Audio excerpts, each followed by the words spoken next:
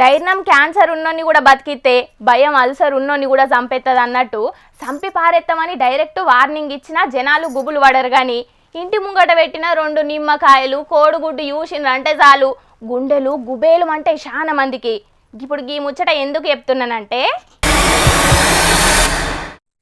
ఇగో చూసిండ్రు కదా, ఇంటి ముంగట పసుపు కుంకుమ నల్లబట్ట నిమ్మకాయలు బొమ్మతోనెట్లా క్షుద్ర పూజలు చేసిండ్రో.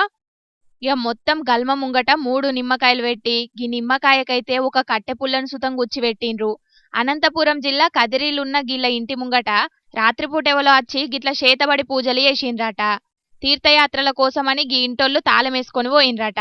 ఇక మరి గీళ్ళ మీదేమన్నా పగున్నోళ్ళు చేసిండ్రో లేకపోతే పడనోళ్ళు ఎవరన్నా ఏపిచ్చిండ్రో తెలియదు గాని తెల్లారి యూసే వరకు గల్మ ముంగట్నే గీ తిరగ చేతబడి పూజలు చేసేటాళ్లకు అది యూసి ఆ ఇంటోళ్ళంతా దడుచుకున్నారట. నిన్న వాళ్ళు నెల్లూరు పోయినారు సార్. వాళ్ళు పిల్లోనికి ఎంటుకలు దీపిల్లని రాత్రి ఆ టైం కాడ జరిగిందో ఏమో తెలియదు మాకు. ఇండ్ల పక్కన తెల్లవారినాక ఈమె పక్కన ఏమో చూసేదాకా మాకు తెలియదు.